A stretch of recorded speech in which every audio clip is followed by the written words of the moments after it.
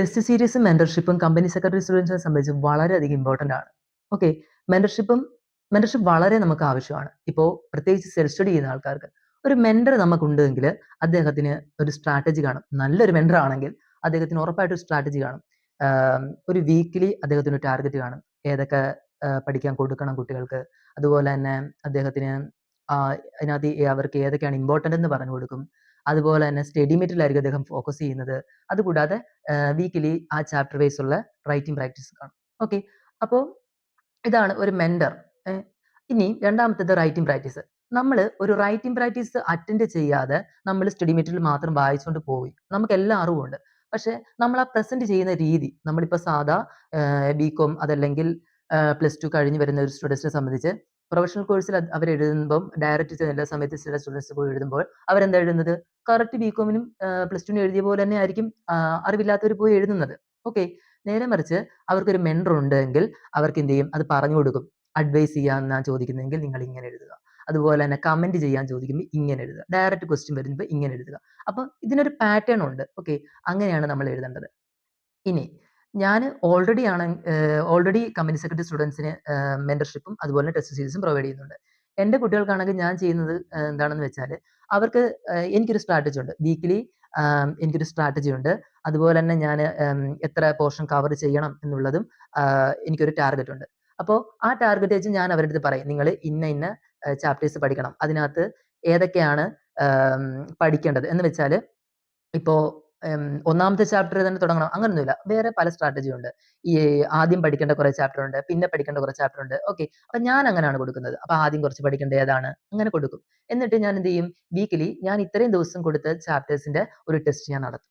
എന്നിട്ട് അത് ഇത്ര ദിവസത്തിനുള്ളിൽ ഒരു 3 ഡേയ്ക്കുള്ളിൽ ഞാൻ എന്ത് ചെയ്യും? അവർക്ക് വാല്യുവേഷൻ ചെയ്ത് കൊടുക്കും. അതിനകത്ത് അവര് സെക്ഷൻ കോട്ട് ചെയ്തിട്ടില്ലാന്നോ കോട്ട് ചെയ്തിട്ടുണ്ടോ എന്ന് നോക്കും. അവരുടെ ഗ്രാമർ അവരെഴുതിയിരിക്കുന്ന ഗ്രാമർ ശരിയാണോ എന്ന് നോക്കും. അതുപോലെ തന്നെ അവരെഴുതിയിരിക്കുന്ന സ്ട്രക്ചർ. നമ്മൾ ലോ എപ്പോഴും എഴുതുമ്പം ഒരു സ്ട്രക്ചർ ഉണ്ട്. അപ്പം അത് കറക്റ്റ് ആണോ നോക്കും. കൺക്ലൂഷൻ കറക്റ്റ് ആണോ നോക്കും. അഡ്വൈസ് ചെയ്യാൻ പറഞ്ഞാൽ അത് കറക്റ്റ് ആണോ എന്ന് നോക്കും. ഓക്കെ. ഇതെല്ലാം നോക്കിയാണ് ഞാൻ അവർക്ക് വാല്യുവേഷൻ ചെയ്യുന്നതും.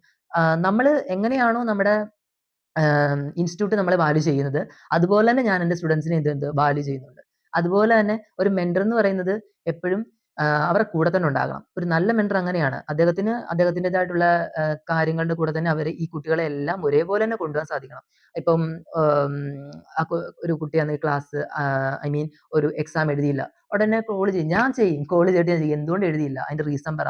അതുപോലെ തന്നെ അടുത്തത് എഴുതാൻ പറയും. അതെങ്ങനെയെങ്കിലും കറക്റ്റ് പെട്ടെന്ന് തന്നെ തീർക്കാൻ പറയും. അതുപോലെ പലപ്പോഴും ഇതിപ്പം CS നമ്മൾ സ്റ്റുഡൻസിന് പലപ്പോഴും അവര് ഡീമോട്ടിവേറ്റഡ് ആവും ചില ടൈമില്. അപ്പോൾ ഞാൻ എന്ത് ചെയ്യും? അവരെ മോട്ടിവേറ്റ് ചെയ്യും. അപ്പോൾ അങ്ങനെ നമുക്ക് പല സാഹചര്യങ്ങളിൽ നിന്ന് വരുന്നവരുണ്ട്.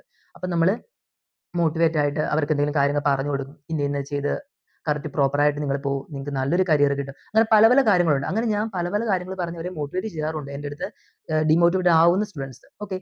അപ്പോൾ ഞാൻ അവരെ സംബന്ധിച്ച് അവരുടെ ഒരു ഫാക്കൽറ്റി അല്ലെങ്കിൽ ടീച്ചർ അങ്ങനെയൊന്നുമല്ല. ഞാനൊരു ഫ്രണ്ട് ആണ് അവിടെ. ഓക്കെ.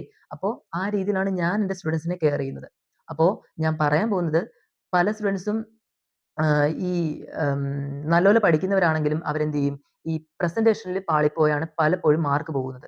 എന്നിട്ട് അവര് വന്ന് ചോദിക്കുന്ന ചോദ്യം എന്ന് പറയുന്നത്, "ഞാൻ എല്ലാം എഴുതി. പക്ഷെ എന്തുകൊണ്ട് എനിക്ക് അവിടെ മാർക്ക് കുറഞ്ഞു? 5 മാർക്കിന്റെ ക്വസ്റ്റ്യനാ. അവൻ എല്ലാ പോയിന്റും എഴുതിയിട്ടുണ്ട്. പക്ഷെ അവൻ 2 മാർക്കോ 1.5 മാർക്ക് കിട്ടുന്നുള്ളൂ.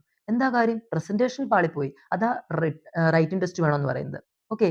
അപ്പോ ഒരു ഉറപ്പായിട്ടും ഞാൻ പറയുകയാണ് മെന്റർഷിപ്പും റൈറ്റിംഗ് പ്രാക്ടീസും ഉറപ്പായിട്ടും ഒരു കമ്പനി സെക്രട്ടറി സ്റ്റുഡൻസിന് വേണ്ടിയാണ്. ബിക്കോസ് നമ്മൾ ലോ ആണ് എഴുതുന്നത്. പിന്നെ സ്റ്റഡി മെറ്റീരിയൽ ഫോക്കസ് ചെയ്താണ് ഞാൻ എന്റെ സ്റ്റുഡൻസിനെ പഠിപ്പിക്കുന്നത്. ബിക്കോസ് ഒരു PDF അല്ലെങ്കിൽ ഒരു റിട്ടൺ നോട്ട്സ് നമുക്കൊരു ഷോർട്ട് നോളജ് ആണ്. നമ്മളിപ്പം ആ ഒരു എക്സാമിന് വേണ്ടി മാത്രമേ എടുക്കത്തുള്ളൂ. പക്ഷേ നമ്മൾ ഈ സ്റ്റഡി മെറ്റീരിയൽ റിവൈസ് ചെയ്യുന്നതുകൊണ്ട് നമുക്കത് ലോങ് ടൈം നോളജ് ആണ്.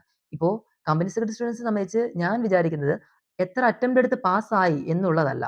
ഞാൻ വിചാരിക്കുന്നത് അവർക്ക് എത്രത്തോളം നോളജ് ഉണ്ടായി എന്നുള്ളതാണ്. ഞാൻ എന്റെ സ്റ്റുഡൻസിനും അതുകൊണ്ട് തന്നെ അവരെ ഞാൻ ഫോഴ്സ് ചെയ്താലും ഞാൻ പറയും. അവരെന്റെ അടുത്ത് പറയും PDF നോട്ട് നോക്കിയായിരുന്നോ? ഞാൻ പറയും പറ്റത്തില്ല. സ്റ്റഡി മെറ്റീരിയൽ നോക്കണം. അതിനകത്തുള്ള പോയിന്റ്സ് എനിക്കിവിടെ കിട്ടണമെന്ന് പറയും. അതാണ് മെയിൻ. കാരണം അങ്ങനെ പഠിച്ചു പോയാലേ നാളെ ഒരു കമ്പനി സെക്രട്ടറി എന്നുള്ള രീതിയിൽ പറയാൻ പറ്റൂ.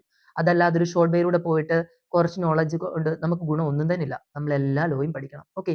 അപ്പോ ഞാൻ പറയാൻ വന്നത് ഈ വരുന്ന ജൂൺ 1 തൊട്ട് നമുക്ക് കമ്പനി സെക്രട്ടറി കോഴ്സിന്റെ എക്സാം തുടങ്ങുക. അപ്പോ ഇനി ആകെ ഉള്ളത് 2 മാസമാ. ഈ ഏപ്രിൽ 30-നകം നമ്മൾ എന്ത് ചെയ്യണം? സിലബസ് തീർക്കണം. അതുപോലെ തന്നെ മെയ് 1 തൊട്ട് നമ്മൾ റിവിഷൻ ചെയ്യണം. ഒരു പേപ്പർ ഒരു 3 ടൈംസ് എങ്കിലും റിവൈസ് ചെയ്യാതെ പോയാൽ ഒരു കാര്യവുമില്ല. നമ്മൾ എന്ത് ചെയ്യും? പിന്നെയും മറന്നുപോകും. അപ്പോൾ എത്രയും പെട്ടെന്ന് എന്ത് ചെയ്യുക? നല്ലൊരു മെന്ററിനെ കണ്ടെത്തുക. അതുപോലെ തന്നെ ഒരു ടെസ്റ്റ് സീരീസും അറ്റൻഡ് ചെയ്യുക. ഓക്കെ. അപ്പം വെച്ച് താമസിപ്പിക്കേണ്ട. ഉടനെ തന്നെ കണ്ടെത്താൻ തുടങ്ങിക്കോ നിങ്ങളുടെ മെന്ററിനെ. ഓക്കെ. അപ്പം ഓൾ ദി ബെസ്റ്റ്.